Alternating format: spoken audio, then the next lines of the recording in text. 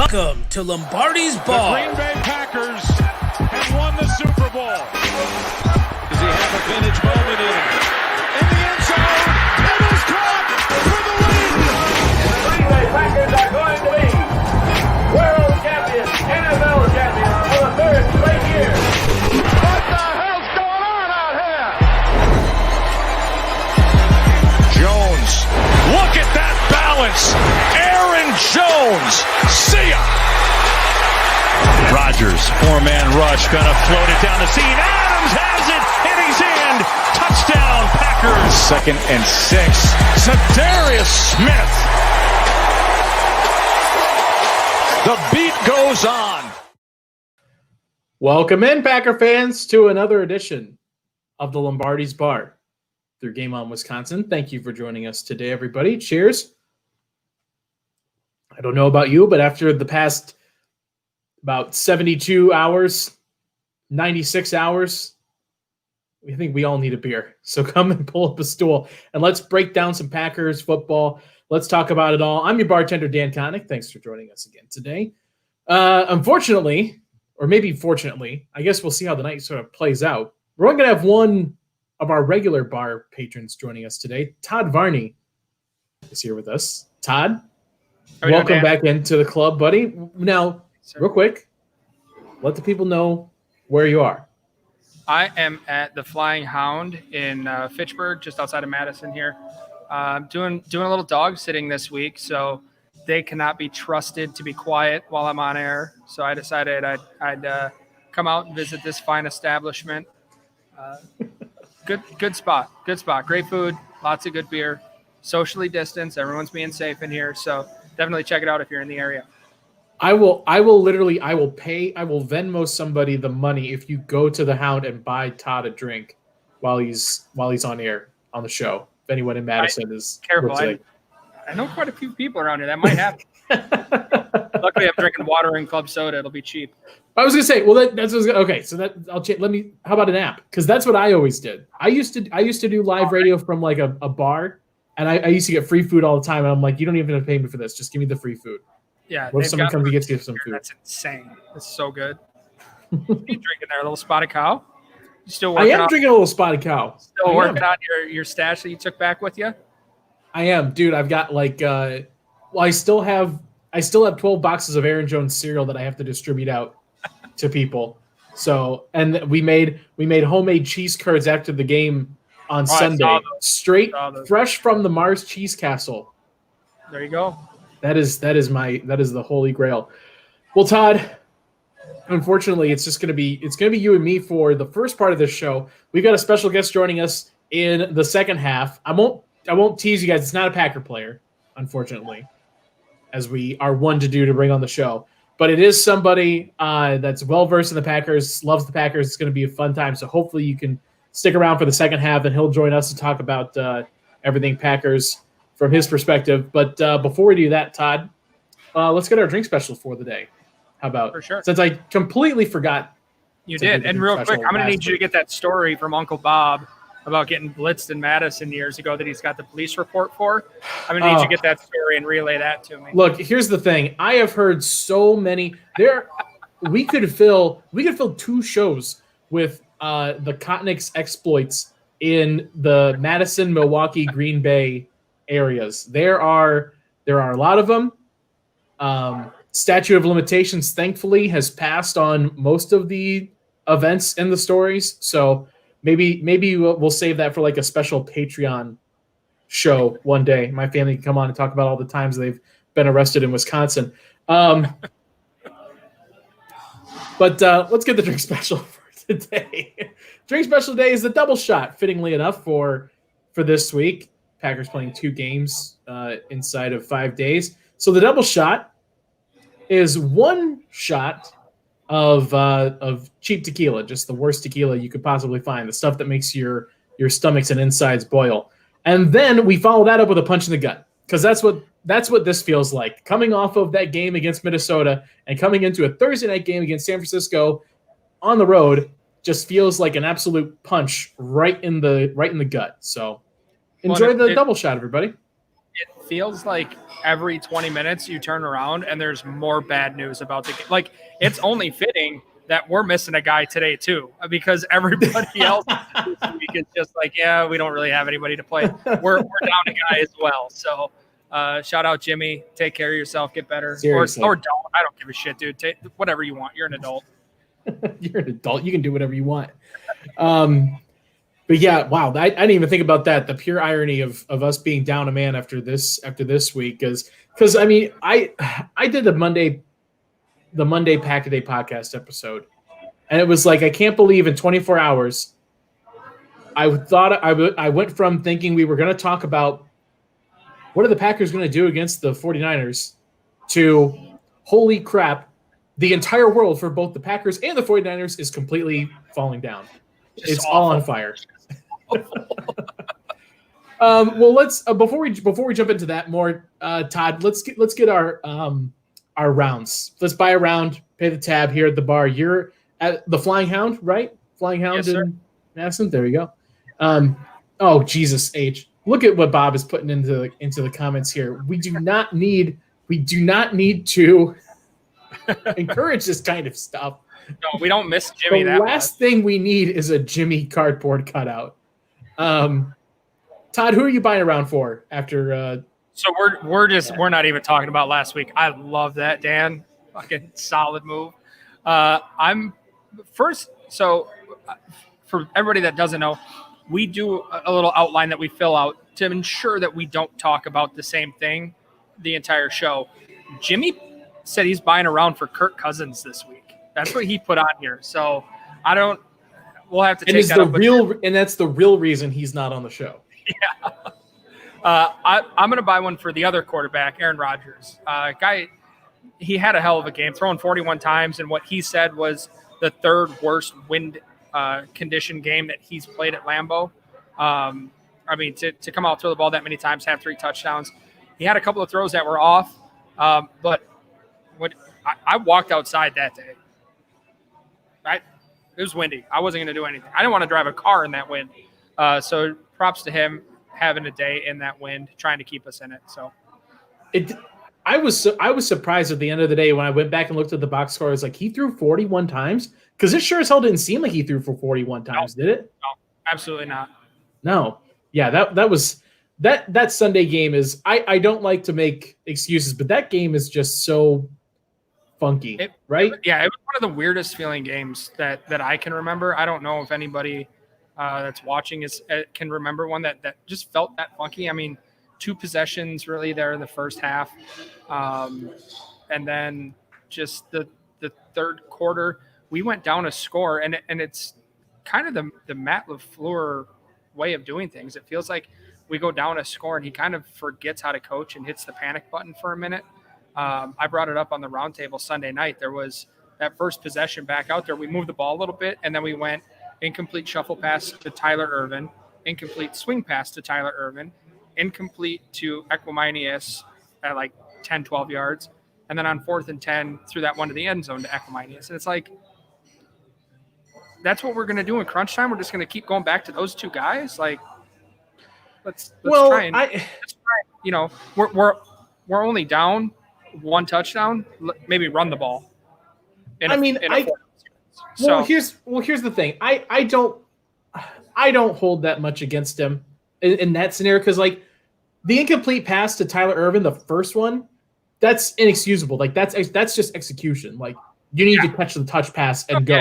So like the thought and the idea behind all of that play calling, I think, still works. It's just they need to actually execute it. And then the swing pass, that's a bad throw on Aaron's part. He's had trouble throwing that swing pass the last couple of years.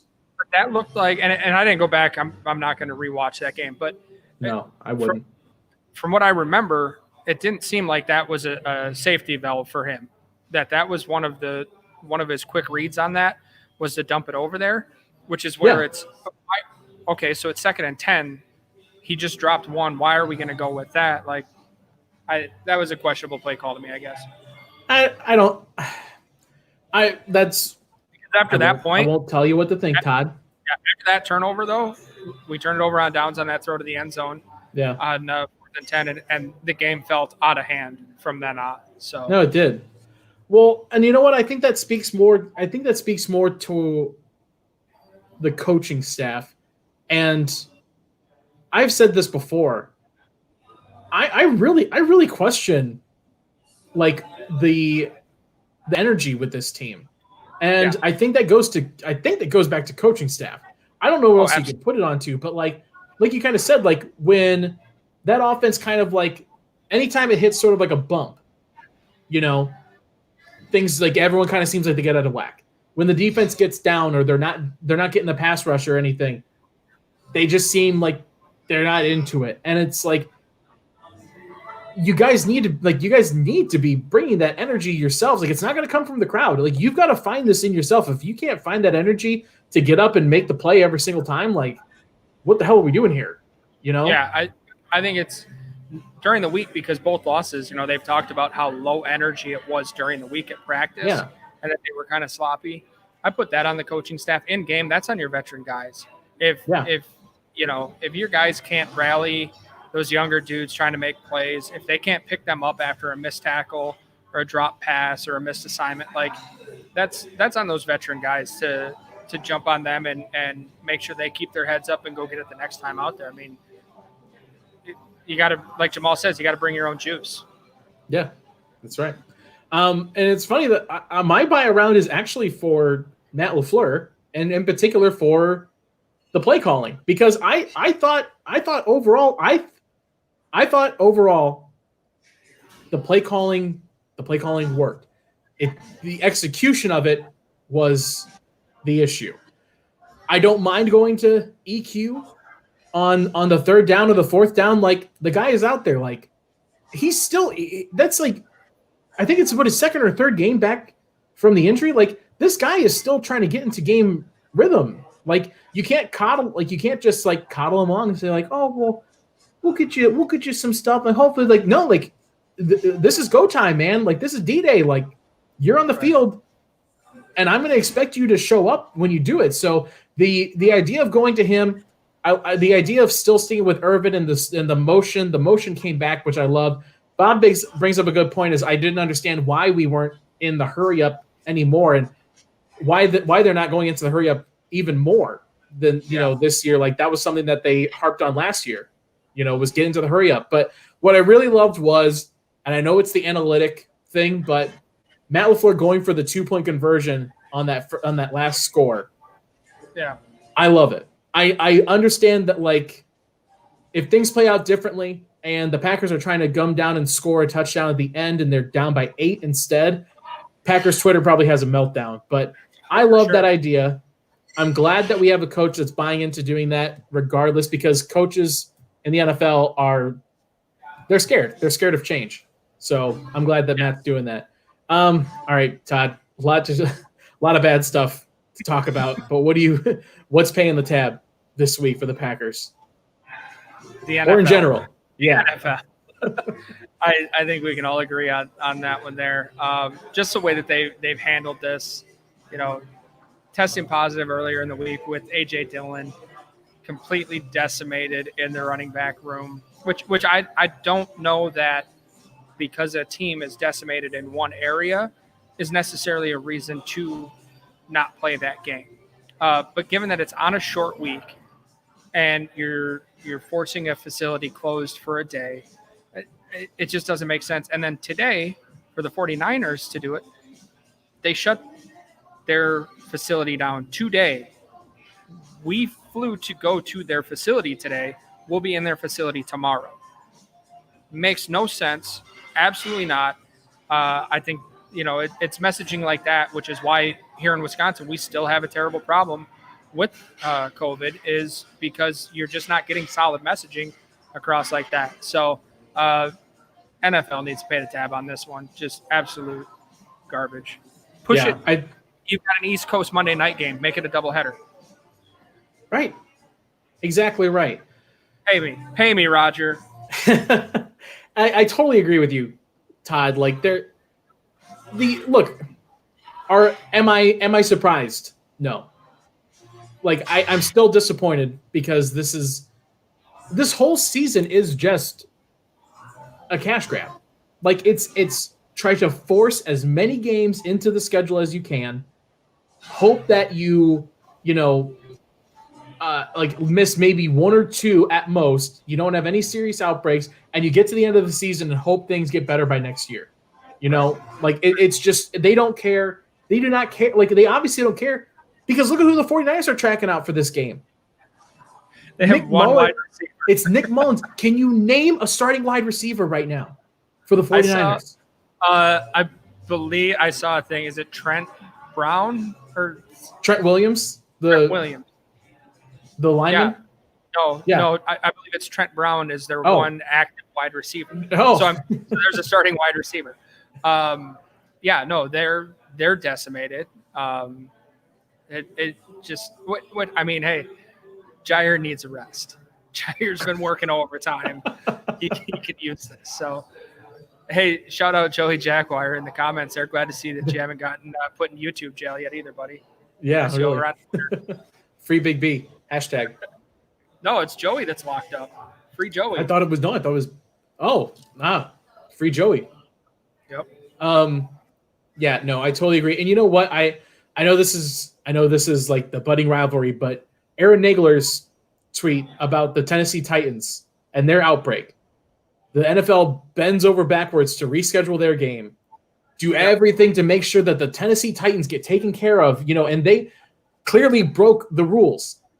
Now you have two teams going up against each other on a short week that their rosters are being decimated by COVID, and you just won't do anything about it.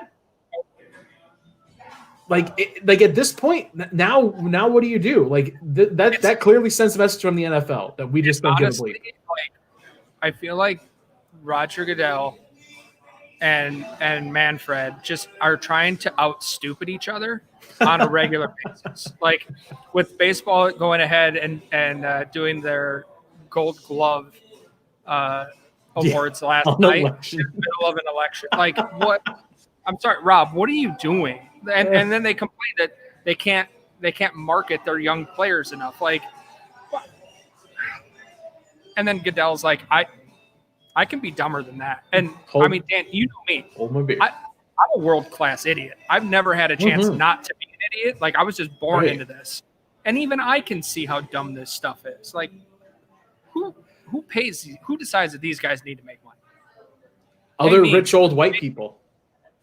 Oh, I'm a straight Welcome to America, man. All right, my pay the tab. It also goes to Matt LaFleur. I'm buying around, and he has to pay the tab, Matt LaFleur. Because why the hell did you keep Mike Pettin on as defensive coordinator for this year? I'm Todd. I'm 100% on your bandwagon. You started the fire Mike Pettin trend here on the show, and I am make room because I am sliding my fat ass onto the bandwagon. Got all the room we need. I am over Mike Pettin, and I mentioned this on the Pack a Day this week. Is like if you fire Mike Pettin, you don't know what you're gonna get out of some random someone that's on the staff right now. I'm not sure who they would look to kind of replace him on the staff, but I'm not busy. Yeah, but like even if it was you, Todd, like is it gonna be any worse than this? Like the scheme. If you played this same scheme, this is rock bottom.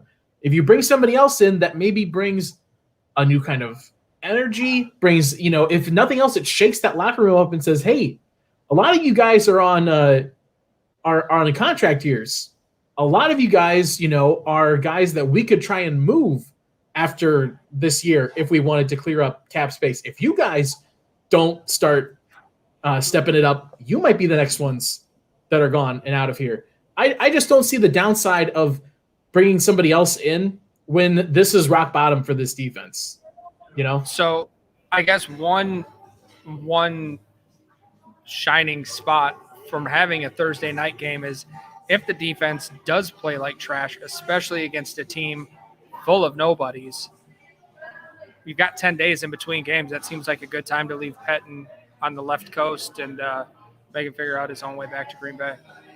Yeah, exactly. Well, and see, this goes back to your point, Todd. Is this game like This is supposed to, like, if you're going in this with the mindset of, Mike Pettin is being judged every single game now, can you really do that against the 49ers if this game happens tomorrow?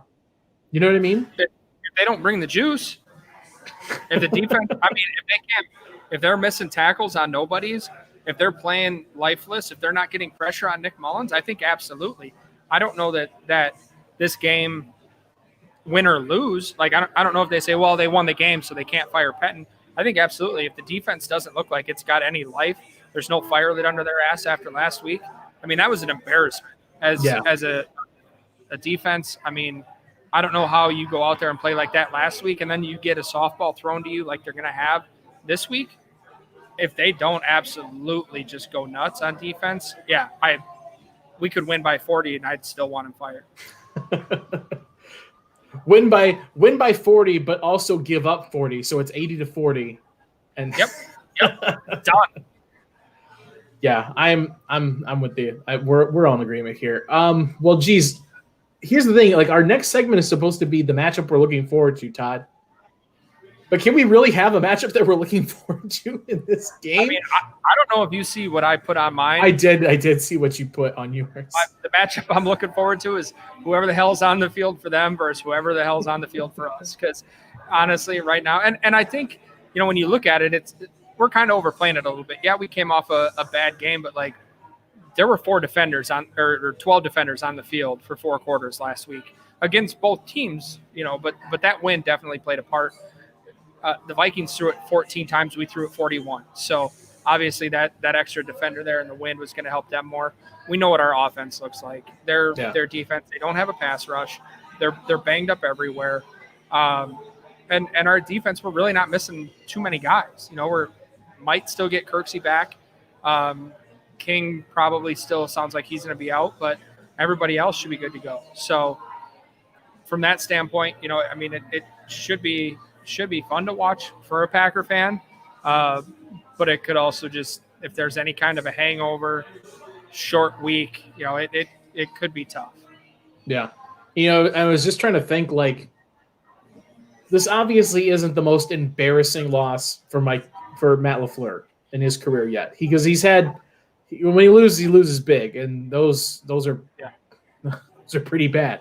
But it's the first divisional loss for Matt, which that's in itself, though, standing alone, like, to go 8-0 again, right? You're not gonna go. But I mean, to go 8-0 against your division to start off with, like, that's pretty damn impressive, and that speaks volumes.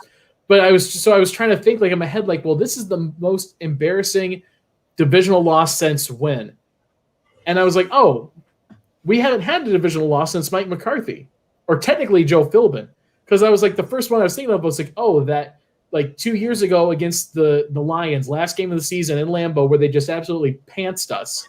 I'm like, that's the last embarrassing loss, but that's the last divisional loss that they've had, which I guess you're trying to look for a silver lining, right?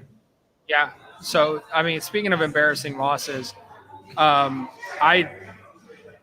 got to put this out there. So during the bye week, I was looking at the schedule, and I said we were going to go 16-0. And we're 1-2 since then. So I'm going to officially jump on it right now, 5-11. There's a lot more embarrassing divisional losses coming our way, guys. This is a 5-11 team we're putting out there. Because Todd, I remember you sitting there. We did the roundtable. We did the roundtable after the New Orleans game. You remember that? And you sat there and, like, look at their schedule. Where do you see a loss? I don't see a loss against any of these teams. But you know what? I'm an idiot. I told you it comes natural. But here's the thing, and I want to say this point before we get into the second half and before we get our guest on. I really hate the talk that this isn't a Super Bowl team. Absolutely. Like this team can win the Super Bowl. Do you see what the hell is going on with the rest of the NFL? Like, this thing is wide open. Like, think of who are the great teams in the NFC, Todd? Like, who would you name as the best? Like, top 4? Seattle? like Seattle, Tampa Bay, the Saints. And would you put the Saints in there? I would. Nobody in the NFC. I mean, shit, the Cardinals aren't playing bad. Right, like that. But see, like this is the thing is it's wide open. It's wide open. There's no powerhouse team in the NFL right now. Tom Brady almost just lost to Daniel Jones on Monday Night Football. Like anyone can lose this. All you have to do in this league is make the playoffs, and then anything can happen. That's how it works. Like, but hopefully the top of the AFC beats each other up in the playoffs too. Right. Well, that's what you got to hope for. There's some good teams over there. Yeah, but like that, but that's what I'm saying is like your job. Here's the philosophy I live my life by, Todd. And this came straight from Andrew Brand. I heard him say this years ago. The job of an NFL GM is not to build a Super Bowl contender. It's just not. Because you're going to fail almost 100% of the time. Most NFL GMs do fail. Your job is to create a team that can make the playoffs. Once you get into the playoffs, literally anything can happen. It doesn't, like schedules, throw them out the window. Previous matchups, throw them out the window. It does not matter. Anything can happen at that point. That's all you have to do is make the playoffs. This team can make the playoffs, and we know that if they play to their potential, they can beat anybody. That's all you got to do. When's the last time we won the Super Bowl? 2010. What was our record? I believe it was 10-6 or 9-7. 10-6. Did we win the division? No. Huh. Weird. But we won the Super Bowl. We did. Okay. What happened the following season? We went 15-1, won the division, blew everybody out, and got pantsed.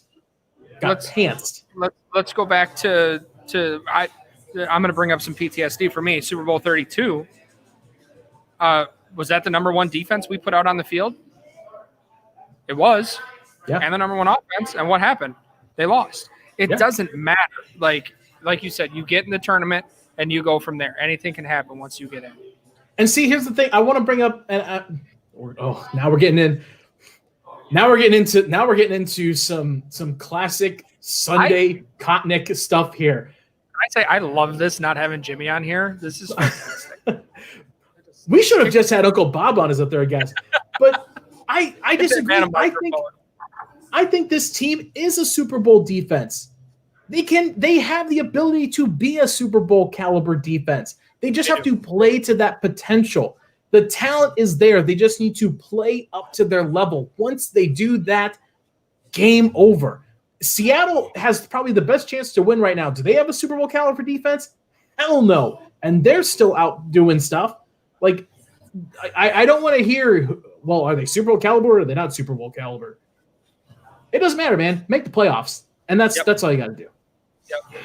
Yeah. Real quick, before we get to our guy that's joining us here, let's get to our drunk tweet of the week because I don't want to drag him into this and drag his good name through the mud with this.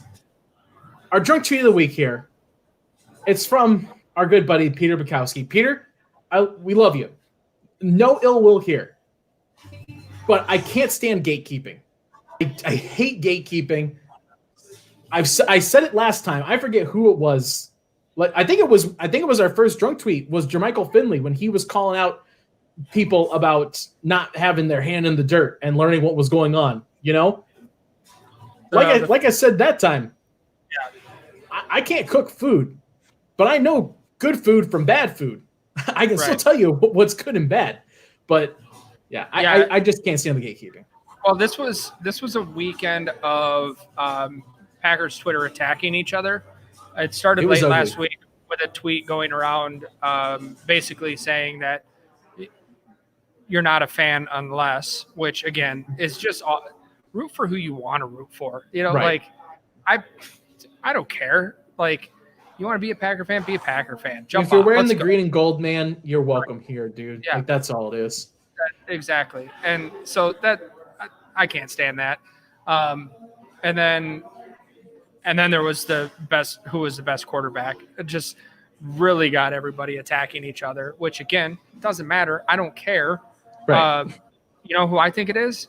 Some days it's Rodgers, some days it's Brett. You know why? Because I love Brett Favre. I grew up, my childhood memories are watching Brett Favre. He will always be the best. Yeah. That's fair. Is he? Is he? No, probably not. But it doesn't matter. And kind of the same thing there with Peter. You can look and go, that's not a good scheme. Well, what would you do instead? I don't know. I don't get paid to coach. I'm gonna tell you this: I blitz more, try to get some pressure on a quarterback. Yeah, no, I agree with you. I just look. I just that's the thing is get the gatekeeping out of here. Everyone is welcome. And speaking of welcoming everybody, let's bring on our special guest. Since Jimmy was out, I went to the bullpen and called up our Nick Mullens, or whatever wide receiver is taking the place of Brandon Ayuk this week. It's my good buddy Greg Larned. Greg, dude, how you doing, man? Welcome on to Lombardi's Bar. Did you just compare me to Nick Mullens? That's utterly insulting. I didn't compare you to him. I said you were my Nick Mullens. Well, can I at least be like Matt Flynn, who like helped us get to a playoff run? Fair. Yes, that's very fair. Greg, okay. How you doing? How are you handling everything that's been going on in Packerland the past 72 hours here? Oh man, I'm tired of everybody jumping on the backs of the Green Bay Packers and saying, "Oh, how they ruined their chances of getting an opportunity to go to the Super Bowl because they didn't make a move here at the trade deadline and they didn't pick up Will Fuller, they didn't make a move on defense." Now, I agree that they probably needed to do something, but is it surprising any of us that they didn't do something at the trade deadline? The regime that all of us have seen, they rarely do anything in the offseason or at the trade deadline. So they teased us a little bit by dangling Will Fuller out there, but for the most part, I kind of in the bottom of my heart knew that nothing was going to happen. Yeah, for sure. Go ahead, Dad. I had that little my brain was going, it's not going to happen. It's not going to happen. And there was that little twitch in my heart going, well, maybe. We've seen Goody go and do things before. Yeah. And ultimately, I don't know that it really makes a huge difference. I would have loved to see Will Fuller. I'm glad they didn't make him. You guys a question? Yeah. Let me ask you guys a question. So, would you have rather them gone out and gotten Will Fuller, or was it more important for us to maybe go out and get a defensive player? I was all over Quinnen Williams, to be honest. I would have given up a first for him. I understand that probably would have created some cap issues next year. But that's one of those guys that when that's clearly a weakness, you've got a chance to pair a guy like that next to Kenny Clark and see him develop.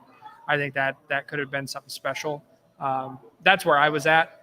I think Will Fuller would have been exciting though too. Yeah, Daniel, Mr. Bowtie. No. Underdressed. No, Greg. What is my official name? Oh, Danny Dimes. That's right. Danny Dimes. Danny Dimes. Yes. Bring it into the live show. Yes. I love the idea of going defense, but I saw someone quote this on Twitter right after the trade deadline, straight from Moneyball. Can we find a Jason Giambi? No. If we did, could we afford him? No. Well, then what the hell are we talking about? I just didn't see anybody on defense that tips the scale for me and says oh, this is what changes the landscape of this defense. You know what I mean? J. Watt. J.J. Watt. I saw that man play in Houston when I went down to the game, and he didn't look like he wanted to be in H-Town anymore. Neither did by the way, I don't know if you guys have talked about this, and we can address the J.J. Watt situation, but I don't know if you guys have talked about this or if you've even noticed this, but I brought it up to my brother because when I went to the game in Houston, and, you can kind of tell Preston Smith's stats haven't been that great this year compared to what they were last year, but him and Z on the field just look like two different players this year. I don't know if he's out of shape. I don't know if he's he's just maybe he just had a really good year last year. I don't know what it is, but he just looks lethargic and out of place a lot of times. And I feel like that's why we're getting beat so badly in the run, or at least one of the factors why we're getting beat so bad in the run game. Yeah, and I just brought welcome Dan aboard the Fire Petting train that I've got rolling down the tracks here. Feel free to jump on if you want to, Greg. I'm on it. There were two I don't plays. know who you want to replace him with, but he's on it. Kind of what Dan was saying earlier was it can't get much worse, so let's go. Here's this can of Spotted Cow. I nominate it for defensive coordinator. So we'll do it just as well. I would take you looking like that on the sideline as the DC. There were two different plays on Sunday where Preston was lined up all the way on the outside as a cornerback. Now, the first time I noticed it was during the second quarter, like 4.5 minutes left in the second quarter, and they motioned a guy out of the backfield, so he shifted out to line up across from the tight end, and then before they snapped, ended up moving back down into kind of the slot corner and sliding up towards the line. And then another one, he was lined up on the bottom in the second half across from Kyle Rudolph as a corner. That right there solidified to me that Mike Pettin needs to go because it felt like a Madden glitch. Like, how the hell does that happen? That Preston, you have something in your game plan that says if this guy goes here, you follow him. It makes no sense to me at all on that one. Yeah, no, that's very fair. Which I could see something like that being the reason that Preston kind of goes, I don't want to be out here. And he might see the writing on the wall too with his contract, knowing that, I mean, he's got decent money coming to him. If he gets cut, that's not guaranteed money that's on there. And it's a bad year to be looking for a job in the NFL, I think. Yeah. Yeah. And that's the thing is, like, I forget who it was. I think it was Zach Krause on Twitter talking about the idea of moving him before the start of the season. Like, before the season starts, like, that's blasphemy, I feel like, is the idea of moving Preston Smith before the start of his second season after what just happened. But now it's like, why, like, not like 2020, it's like, why wouldn't we have done this, and because now you don't get anything out of Preston Smith if anyone had come knocking for him at this point, Right. Well, I mean, was anybody clamoring to get rid of this guy after 12 and a half sacks last year? Right, exactly. Him and Z were going to be the Smith bros again. And okay, we got some pressure on the quarterback and we're going to be set. Rashawn Gary, hopefully he takes a step forward. Kenny Clark continues to be a beast in the middle of the line. And I know this is something, Dan, you and Danny Dimes, you and I talked about, at length many a times, is where is the linebacker play? I know Christian Kirksey's hurt, but we kind of knew he was going to be hurt at some point probably this season. But it's been a rotation of Ty Summers and Kamal Martin, and I know Chris Burns has played pretty well, but, it just seems like a lot of the times the linebackers are just out of position. And if the running back gets through the line of scrimmage, they're going into the secondary. Like, there's no linebacker stopping them anywhere. Yeah. Well, and it's also, when you throw on top of it, like, I don't know what this is because I literally know nothing. I am some jackass that they've put on YouTube for some reason. Yep. Oh, yeah, we can swear here. I forgot. Yeah. Oh, my gosh. I'm sitting in my studio, and I'm, like, so used to not being able to swear into this microphone. I know. I was gonna say, like, not only YouTube, but we're in safe harbor hours. Like, oh, nice. Complete the FCC, buddy. Yeah. But, oh, damn. Now I just got to – oh, right, tackling. Like, I don't know what changes or what needs to be done, but not only is it just poor position play and guys not being in the right spot, but like the tackling this year, I don't know where it's coming from or why it's doing this, but I don't see an explanation for it other than coming from what's happening at practice and coaching. I don't know how else you can change that. I saw somebody, I forget who it was, I apologize, it was on Twitter. They brought up a really good point of the way that the defense has been playing so much more passive is, when they have to go and make that tackle, they're stuck reacting. And I had a coach back in the day that he was fine with hustle mistakes. If you miss a tackle, miss it in the background or in the backfield. If that's where it happens, that's where it happens. But at least you're making the effort to get there.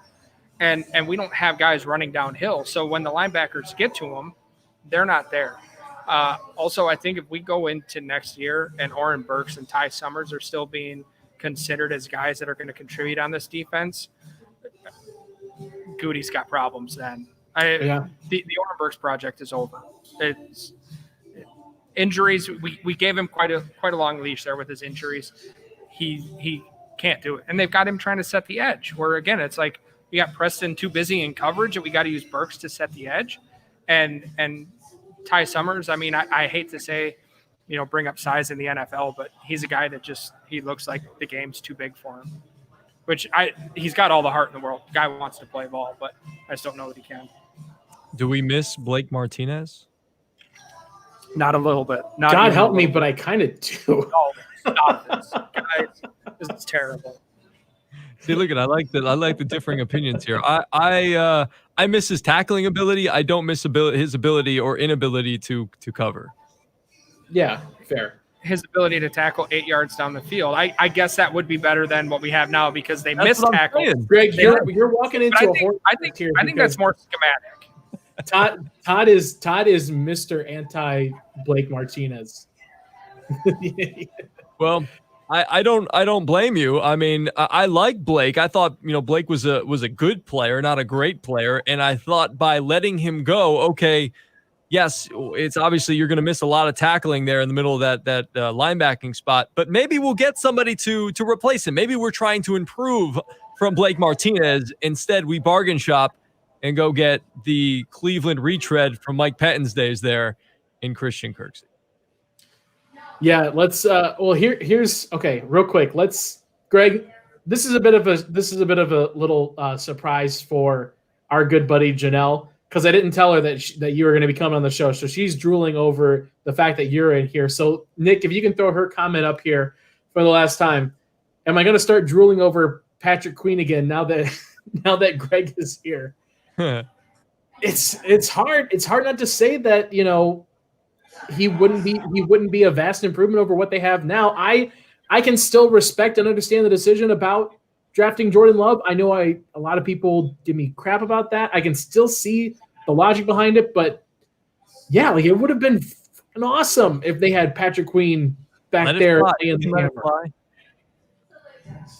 But a little bit of a counterpoint to that, like, does Mike Pettin use him correctly if they draft him?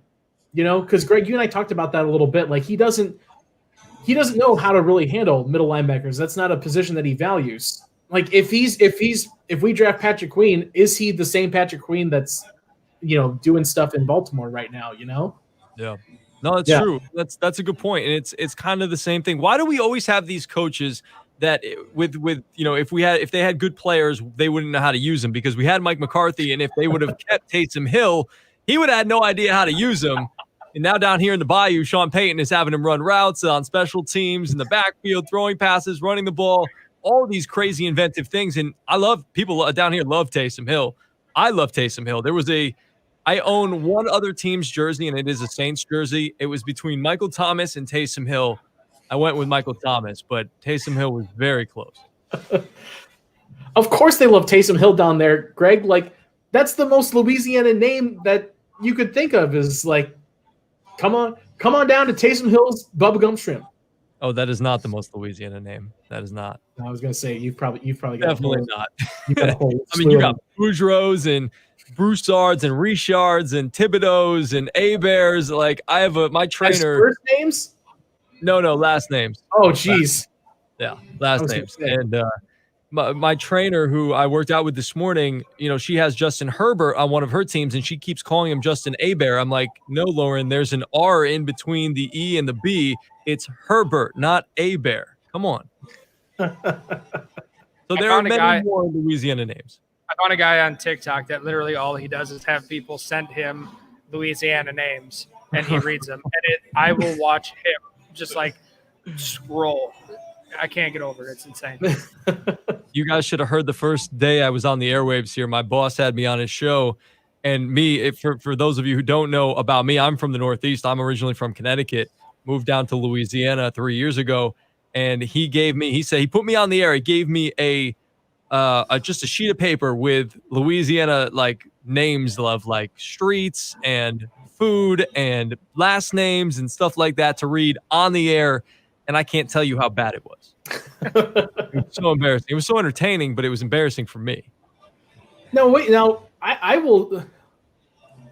I don't say this from experience because Greg, that's your dojo is Louisiana. I respect it, but I'll throw up. Throw up. The great.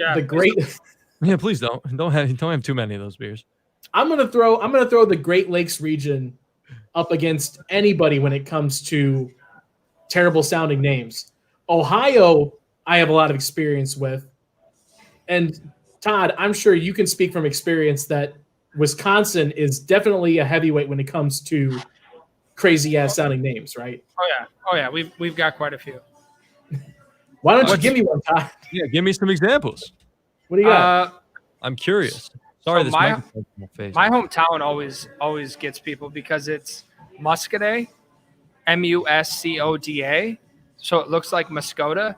So the only way that you can actually tell, like, if you were, I was actually down in New Orleans doing Katrina relief, and some old guy asked me where I was from, and I said Muscoda, and he goes, Muscoda, and I was like, oh, you've at least read it somewhere. So it turned out his great grandma was from there, which was the weirdest thing in the world. But yeah, I'm with Kundan on that. Give me that one, Todd. You guys try it. It's a real place. It is a town. Okanawaka? Oconomowoc. Yeah, Can't you guys read? Okay. Oh gosh, come on, Corey, stop it. Boschbell. Boschkabel. Yeah, that one's an easy one. Yeah, I like that. All right, real quick, before we move on, Greg, to the rest of our final segments here. Should we be playing this game tomorrow? Yes, because we need to win in the state of California. We have gotten beaten up so badly, and I just saw that Brandon Ayuk is going to be out now. So I don't know who's playing for San Francisco, but if we can't beat the 49ers in Santa Clara this time, it's going to be a problem. It's going to be a problem. Even if we don't have Aaron Jones, even if Dexter Williams and Swerve Irvin are the running backs. Greg, I can respect this because Todd and I just went on a whole tirade about how the NFL is terrible. They're money hungry, and that there's absolutely no reason they should be playing this game. But, man, I can really respect going in and slapping around a Nick Mullens-led 49ers team. Hey, the last time we beat San Francisco, it was in Green Bay a couple of years ago with, who was their other backup quarterback? He was quarterback at that point. He's still on the team. Is it CJ Beathard? Yes, it was CJ Beathard. Okay. Yes, it was like Monday Night Football. I remember a buddy of mine came over for the game, and it took us like a comeback to beat him, and I was like, oh my gosh. So if we can, we need all the wins we can get. I know we're gonna probably, knock on wood, win the NFC North, but we need to rack up some wins because that loss to Tampa Bay obviously is going to hurt a little bit. Hopefully the Saints can help us out and win this weekend. Fingers crossed. That's on you, Greg.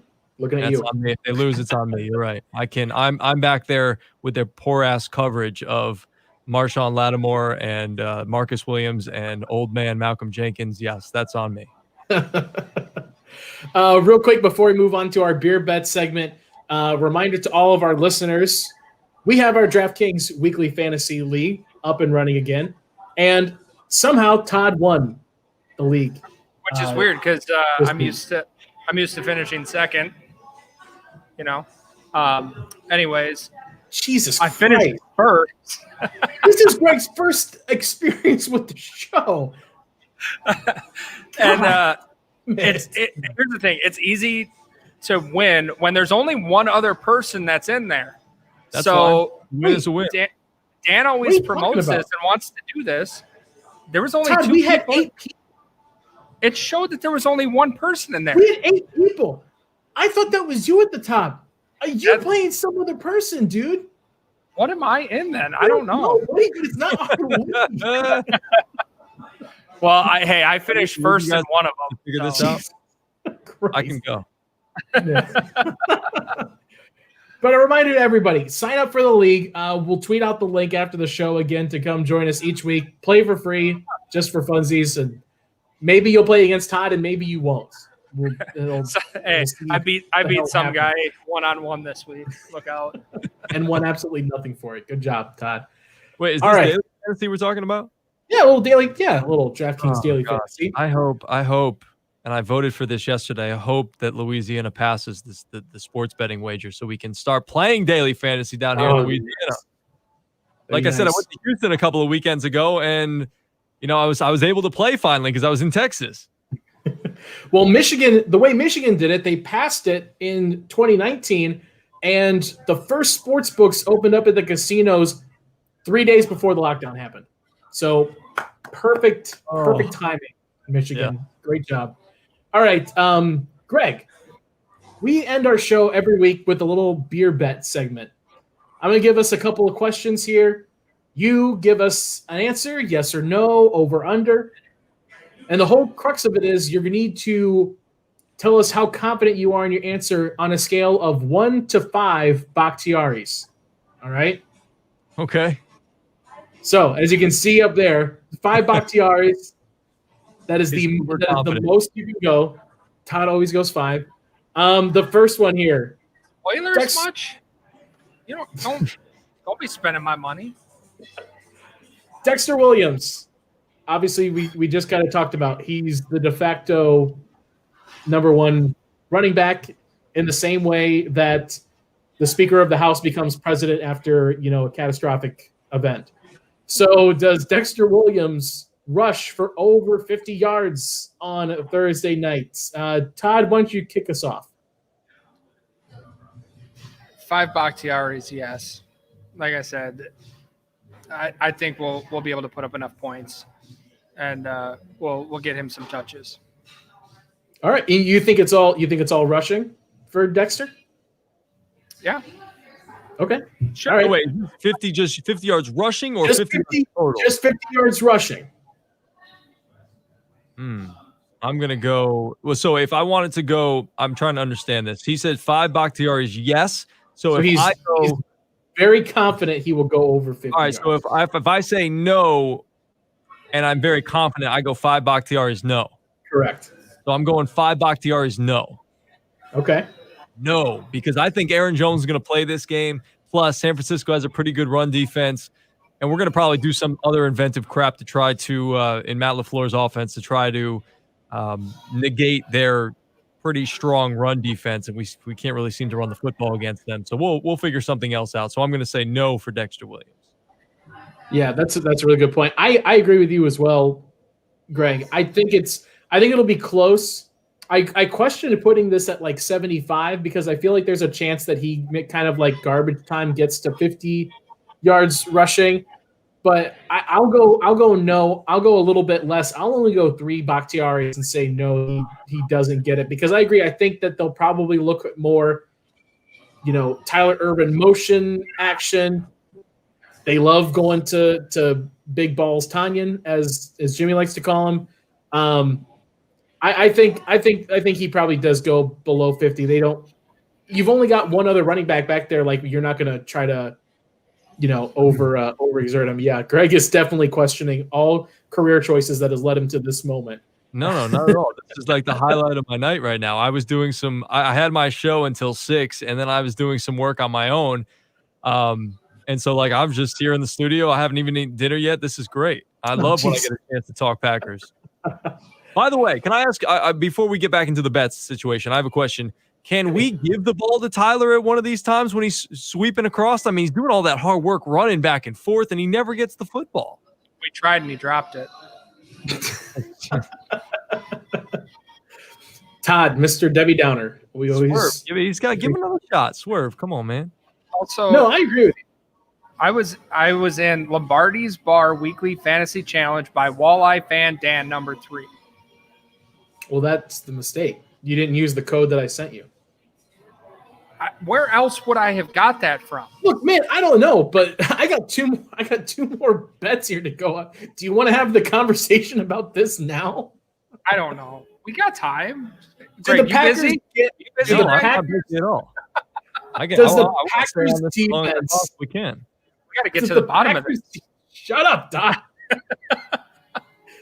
Does the Packers defense get a turnover this week? Yes or no? Straight up, Greg.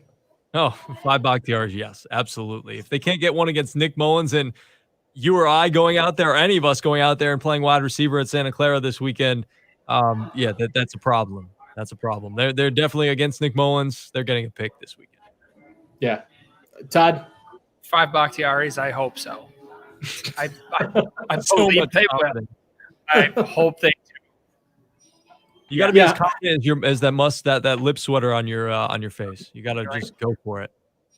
What is this, Greg? What is this? What is this picture of Todd here? Todd, kind of like lean back, give us a full kind of like torso look. What is this picture scream to you from Todd?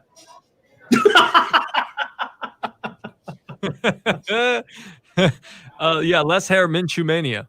Yeah. I was saying like this is Todd rocking the classic like beer league softball. Oh yeah, yes, absolutely. I'm with you guys. What are you Jesus drinking? Christ. Me or Todd? Todd. Club soda. No lime in it. Gosh, and you're at a bar?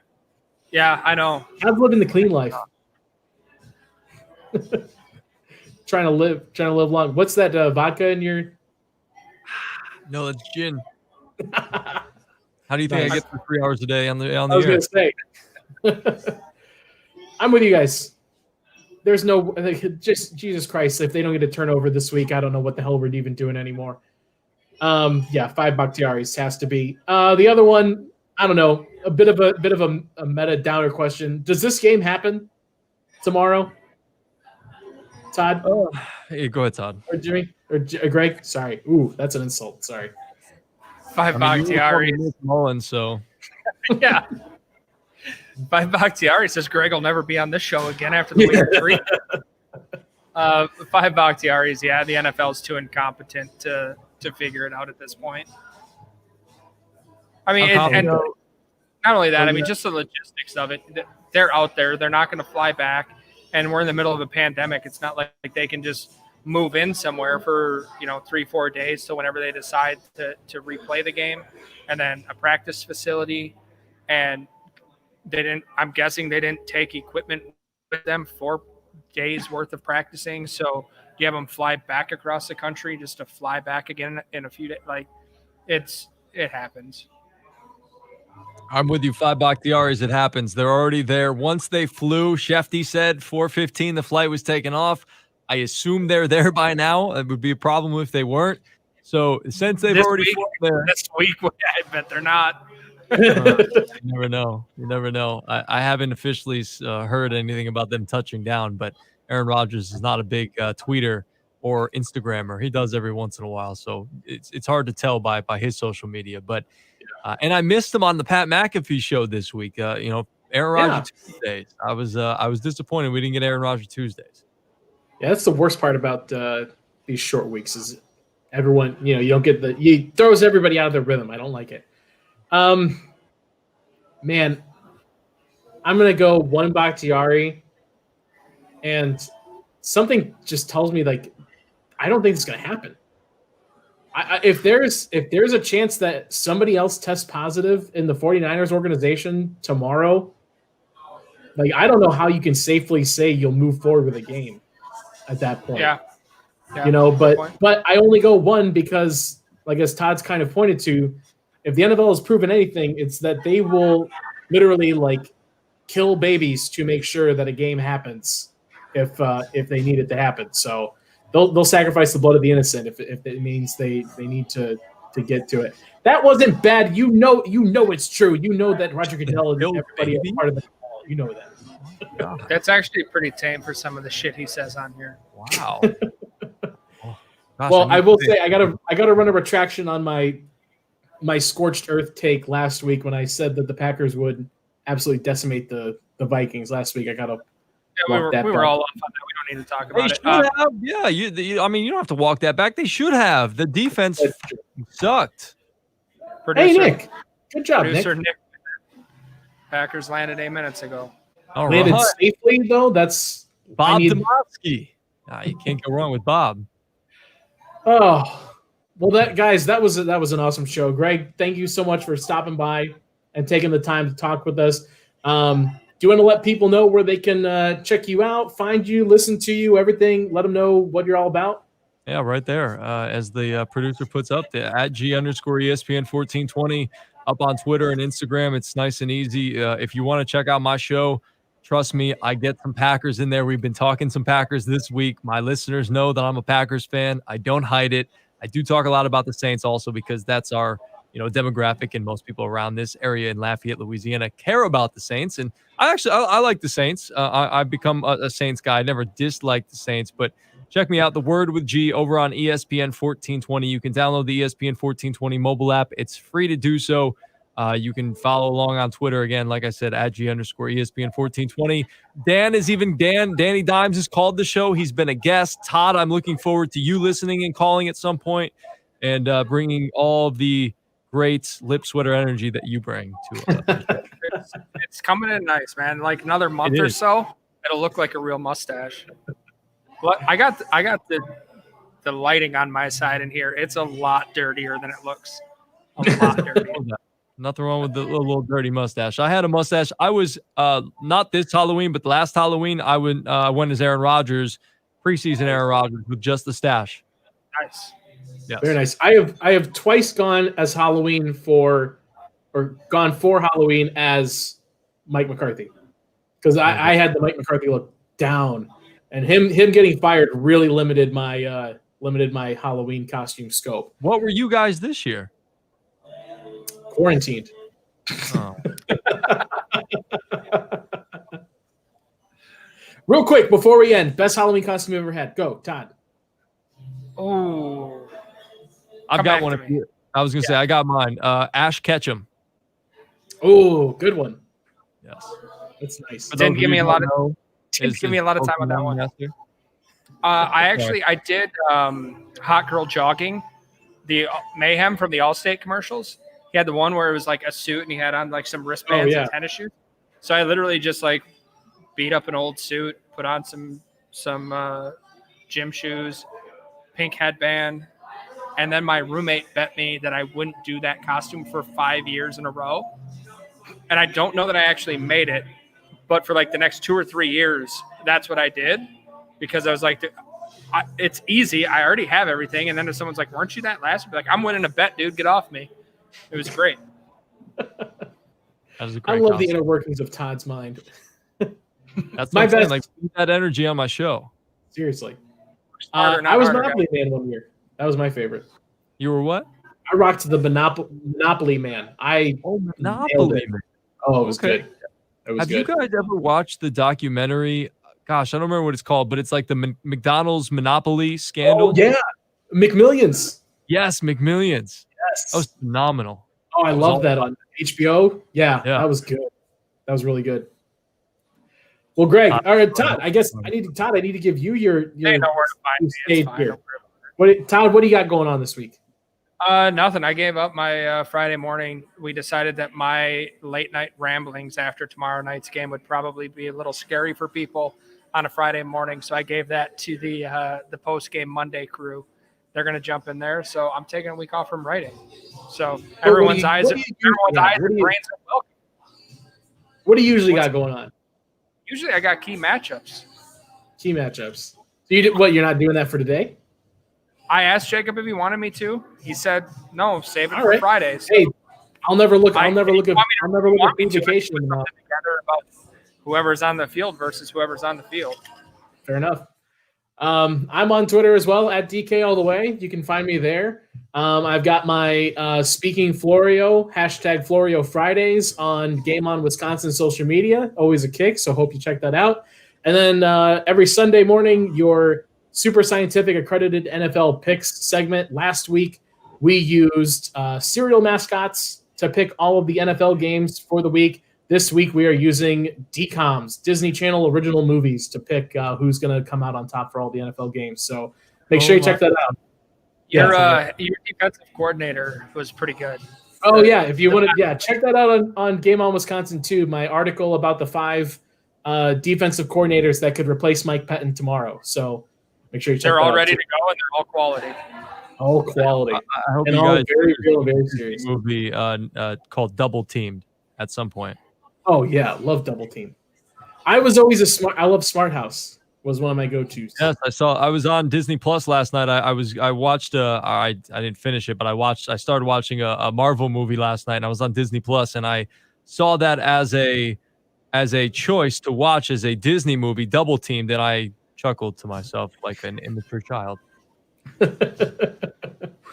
Back when Disney was innocent, right? We were all innocent. Yeah. Yeah. Well, Greg, thank you again for taking the time to come on with us. Thanks, Greg.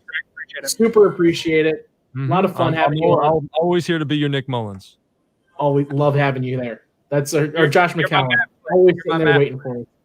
Matt Flynn. Let's go with Matt Flynn. I don't want to be Josh McCown. Give me Matt Flynn. Or Chase Daniel, because that man gets paid, but so does Matt Flynn. Fair, very fair. Well, until next week, everybody, enjoy the game tomorrow. Knock on wood, hopefully.